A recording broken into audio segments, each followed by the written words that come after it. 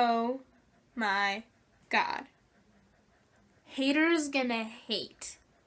This book is amazing. So much I think it must be true love, true love. It must be true love. Nothing else can break my heart like true love. No one else can break my heart like you.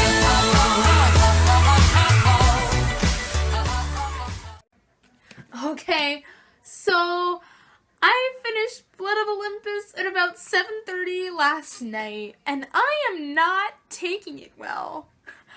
I started okay. I hadn't really processed yet that it was really over, and I was kind of dealing okay with it, because, you know, yeah, perfect, right? And this book was amazing, and I was talking with my best friend, even though I was crying because it was over, but I was okay. Then as the night went on, I just slowly started to progress. By the time I went to sleep that night, I had gotten that empty feeling, that really weird, depressed, empty feeling like I got after the last Lion Game book, or that I get whenever I think about that book, or that I got after Allegiant. Just emptiness, because it was really over.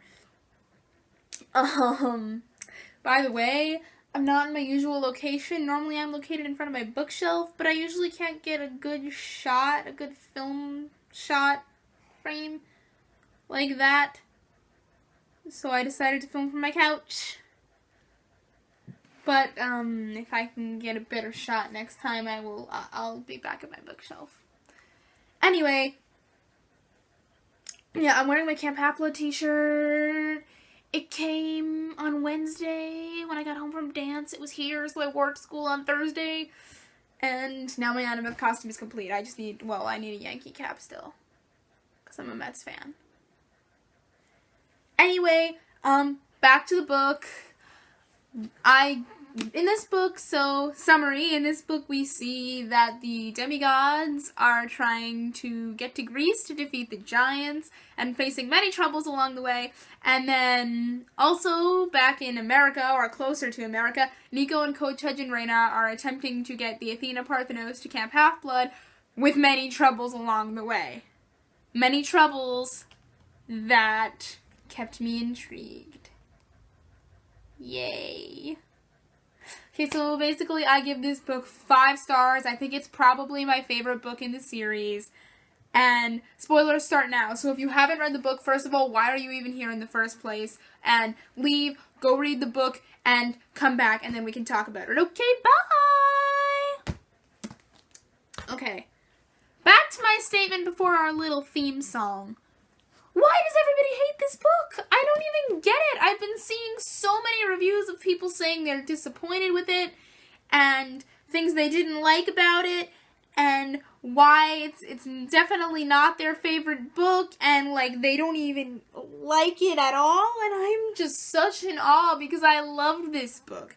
And you know what? As soon as it screwed me up when I saw the first negative review last night, because I'm the kind of person that I don't consider myself a follower. But I don't consider myself a leader either. And when it comes to BookTube, because like on BookTube, a lot of people are much more mature, and I just think when I hear a lot of people saying that they didn't like the book, I think, oh, well, why did I like the book? Should I not like the book? Is it the right opinion to not like the book? And I get that kind of feeling. Like, it must be the right opinion to not like the book. Oh my god, this was wrong with the book. And I just start to get really negative feelings, and that made me really upset because I didn't want to have any negative thoughts about it. And I just start to get this complex, like, oh my god, the people who think it's bad are older than me. Maybe they're looking at it more deeply than I am, and I'm just looking at it from an immature standpoint, like, yay, I love everything, because I tend to be not picky with books. But, you know, I have to start getting over that, because it's a problem. And not the not picky thing, I have to start getting over the thinking that my opinion is wrong thing. This has been a journey into my mind. So back to the book, okay, so I said I was a mess when I finished it, right? And I've been a mess. I have a little clip from when I finished the book. Enjoy. I just finished Blood of Olympus, and I'm crying, and it was freaking amazing. It's the end of Percy Jackson. I don't know how I'm handling it. It doesn't feel real that it's over, but it is.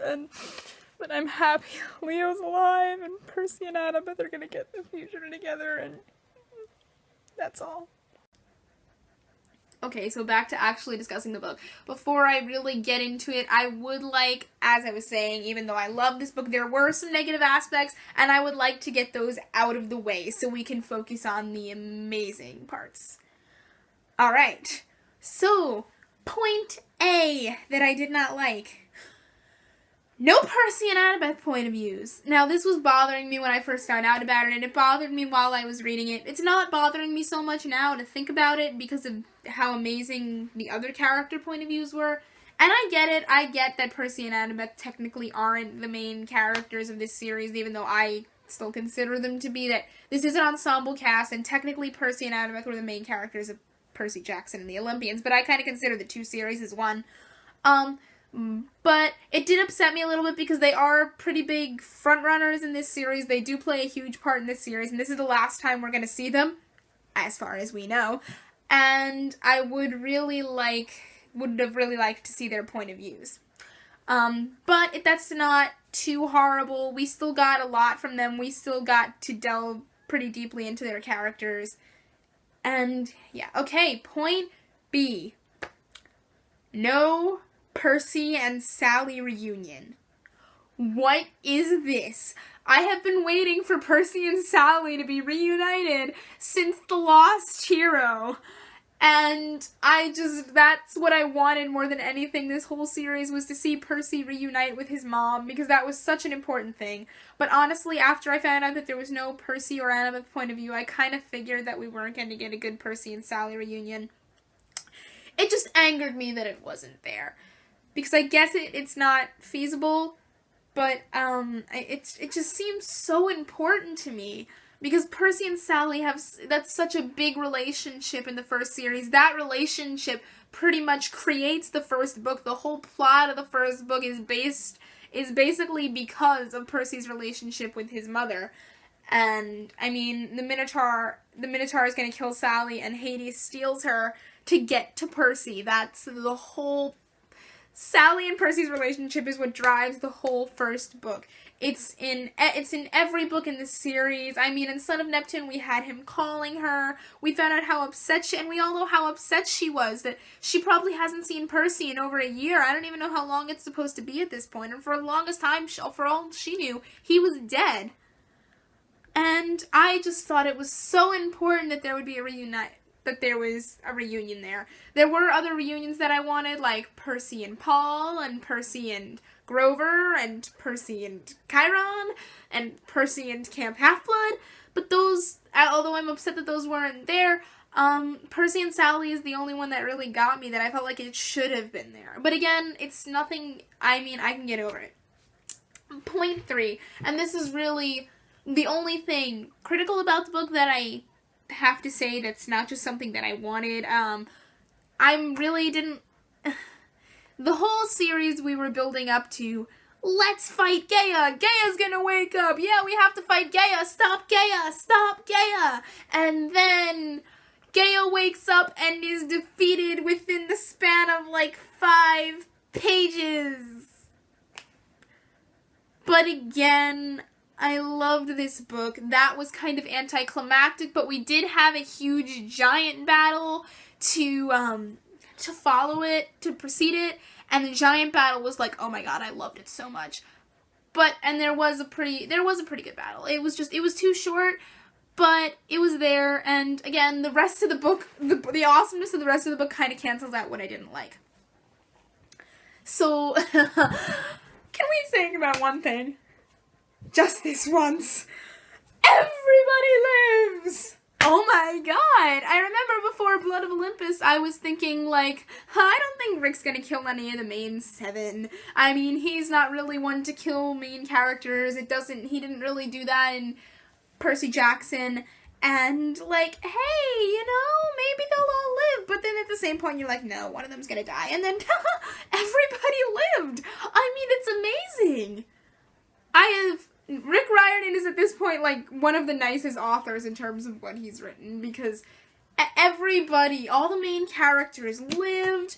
No couples were split up, unlike some other Raw authors I know. I'm looking at you, Veronica Roth. But that is another discussion for another time. Oh my god, this book, I'm sorry, I'm so rambly, I wanted to keep this, so no one died, but that doesn't mean we didn't think that a lot of people were dead. I remember when I started this book, the day I was going to get it, I was joking around, because when a character dies, I usually wear black the next day, or for a few days after, with, depending on how much I love the character. There have been 2 times, once with a book, once with a TV show, I wore black for a week. Again, another discussion. But I was joking with my friends, like, what if I come into school tomorrow wearing black, and you're all like, oh my god, how far did you get? And I'll be like, not very far, someone's dead within the first 50 pages. And then I thought that was a reality, because, we're reading, and we're reading, and we're reading, and la la la la la, and we're reading, and it's the first, 30 pages, and Jason gets stabbed. I freaked out because I forgot about Ambrosia for a second. I thought Jason was dead, and I'm like, holy gods, it's starting already. But Jason was fine, but he wasn't fine for a while, even though we had the Ambrosia. Jason was dying for, the first good half of this book. So that was upsetting, and it kind of led you to think that Jason was going to be the one to die. We had moments where Percy almost died with Kimopolidia.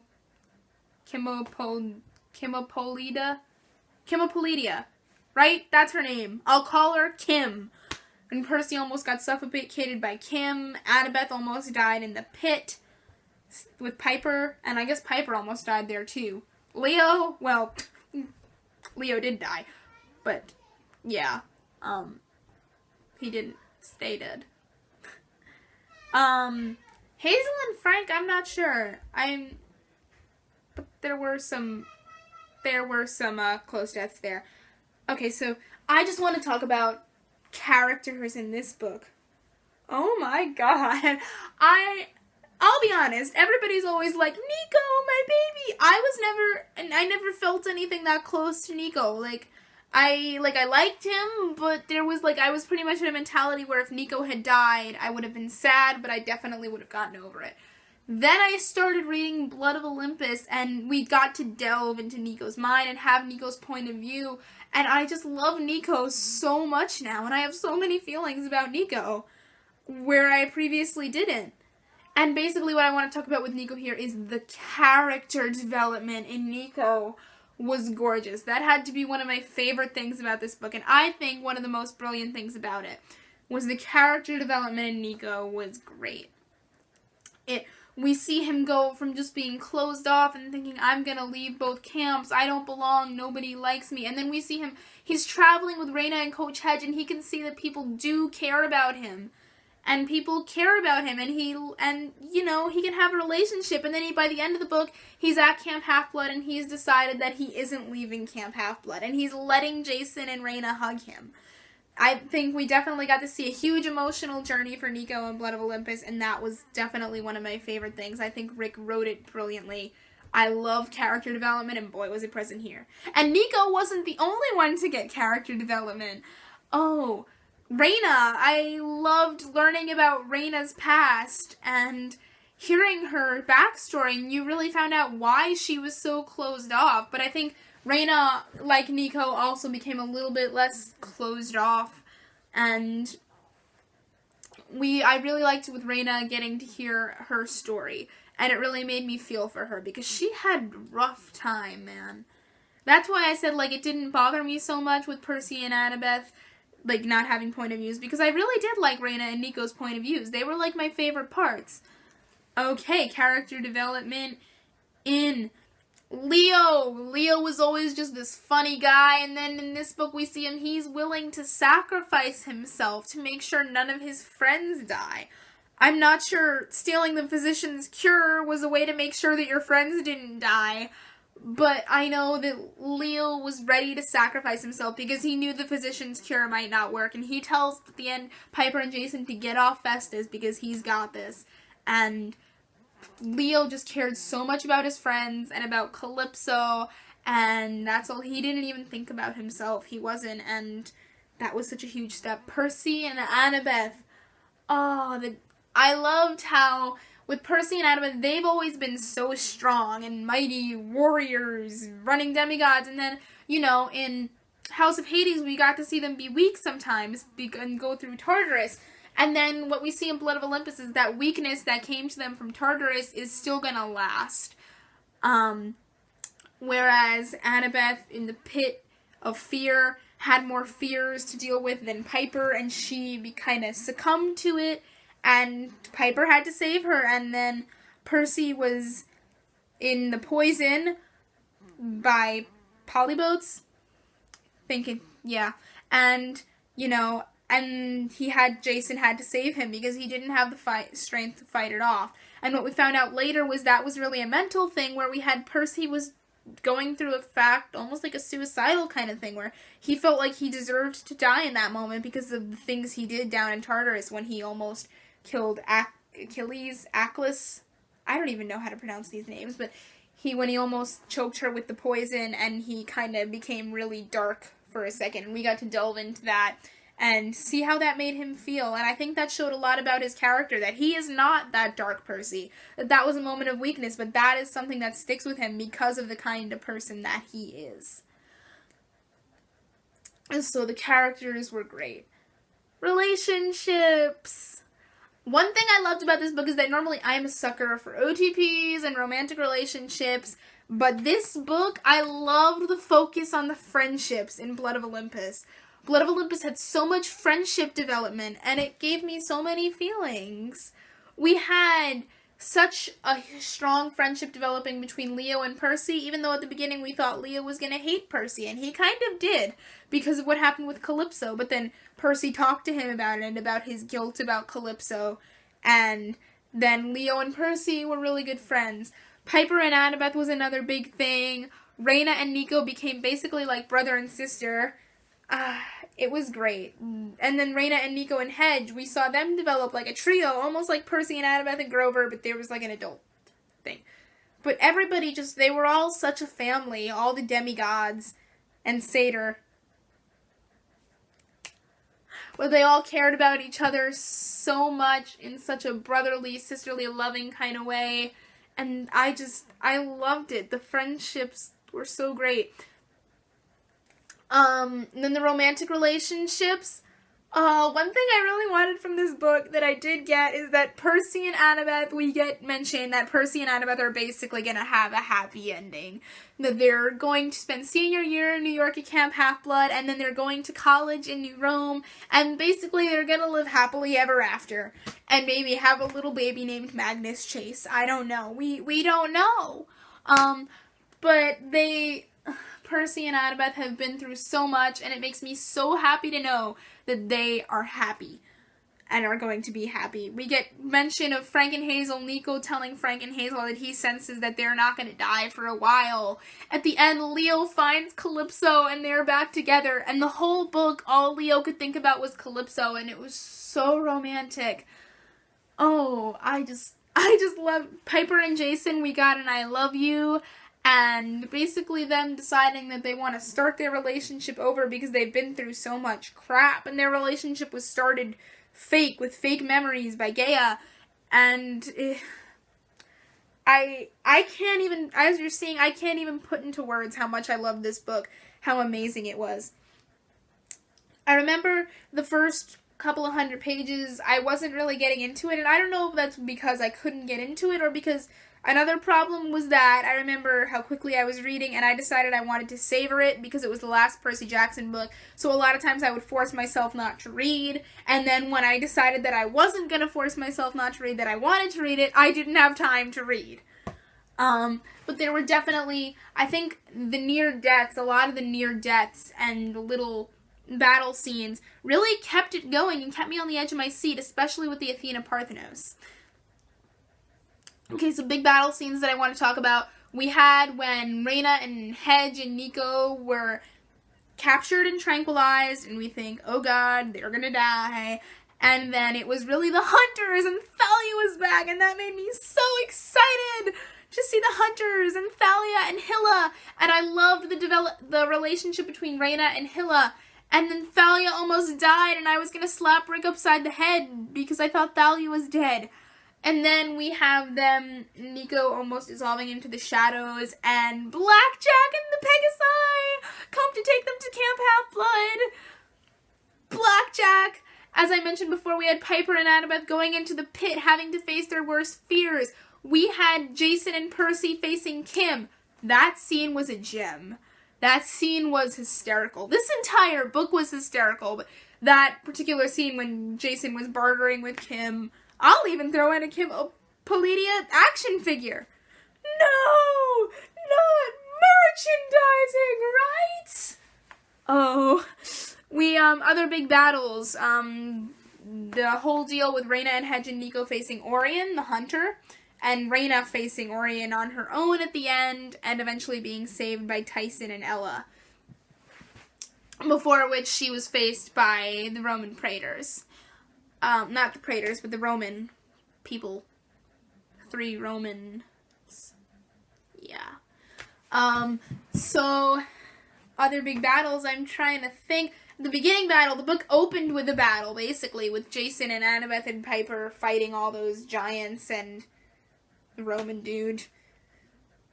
And in that scene was my favorite because Hera shows up and Annabeth was just not afraid to sass the goddess, the queen of the goddesses, like nobody's business.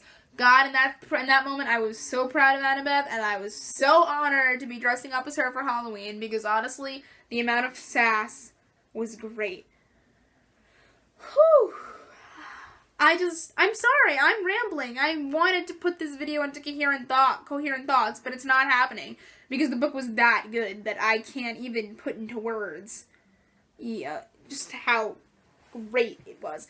My favorite battle in this book definitely was the battle with the giants. Oh, the battle with the giants, something I totally forgot to talk about. Percy told Annabeth he loved her. Oh, I don't even know how late it was when I read that, close to 2 a.m. And I started for a good 10 minutes. I was just rolling around my room like a giddy idiot. I remember I put on 1,000 Years and just started rolling around on my bed and squealing. Because Percy said he loved Annabeth, and I loved in the moment that he chose to do it, what it symbolized, how they were in the place where the rivalry between Poseidon and Athena started, and Percy just pulled in Annabeth and kissed her and said, "The rivalry ends here. I love you, wise girl." First of all, I think it was so important that he called her wise girl, and because that really just takes them back to the roots of their relationship, like how in House of Hades and Tartarus, she was always calling him seaweed brain. And I loved the symbolism of that kiss and what it represented, that basically, yeah, they were right at the spot where the rivalry between their parents began, basically saying that they were destined to hate each other because they were the son of Poseidon and the daughter of Athena. They were destined to despise each other, these two, because of their parents' history. But they are in love, and their love is stronger than fate. Maybe I'm reaching into that too much, but that's basically what I think it symbolized, and it was so beautiful. Anyway, getting back to what I was saying, my favorite battle was definitely the battle with the giants. Oh my god. So it started when we see Percy and Annabeth being held by the giants, and they're saying they're going to kill them for the Blood of Olympus. I started hyperventilating. I have a paper bag for hyperventilating in books. I've used it once before, which was for Fall of 5, which is when I made the bag. Now I had to use it again because I thought Percy and Annabeth were going to die. So then, basically, it seems like all hope is lost because Piper can't fight them all off on her own. And then, basically, Jason and the rest of the demigods come in and they're like, well, you're not fighting them alone. And they all start fighting the giants. And it was great. It was so epic. I loved it. And we have, but then, it doesn't matter because Annabeth gets slashed in the back of the leg and Percy gets a nosebleed and the Blood of Olympus wakes Gaea. I kind of wondered that sometimes before this book was like, why does the blood have to mean that they're dead? Can't they just bleed? Like, slit the wrist and drip the blood? That makes sense. And it did make sense because no one had to die to wake Gaea, but there was blood. There will be blood. There was blood. There was a bloody nose. And then my favorite part of the giant fight, though, had to be when the gods came in to fight with them. One of my favorite things about this series has had to be that even though we know the gods are not always the most compassionate people, and they're usually pretty mean, all-powerful beings, one thing I've loved about the Percy Jackson series and the Heroes of Olympus series is that we've got, especially Heroes of Olympus, is that each of the demigods has gotten to have an intimate moment with their parent, their godly parent, and I think it's so important because the gods are always so proud of them and always talking to them pretty sweetly, and I think it kind of shows that, yeah, they're gods and they're all powerful beings and they can be assholes sometimes, but these are still their children. And the gods really do care about their demigod children because it's their kids. I mean, this is their child. And they really do care about them a lot.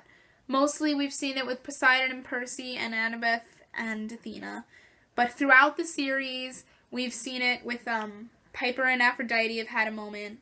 Back in House of Hades, Frank and Mars had a really great moment where Mars kind of stopped fighting his Greek and Roman sides for a second, and he was just able to be Mars and tell Frank how proud he was of him. We had the moment between Leo and Hephaestus back in Mark of Athena, I believe, where Hephaestus basically told Leo how proud he was of him and how much he wanted to help. We've had moments between Hazel and Pluto where even though he shouldn't see her because she's supposed to be dead, Pluto still came to see Hazel. We had Frank and... oh wait, no, I said Frank and Mars already.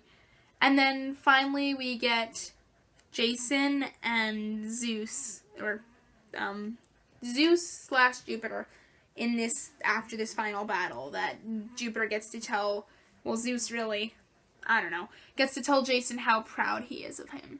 And in this book, my favorite godly parent moment had to be the moment between Nico and Hades, where we've never seen that before, where Hades basically came to Nico and told him he wants him to be happy. And I think that was really the driving force, maybe, towards Nico's character development, and it happened. Hades just wanted Nico to be happy, he said.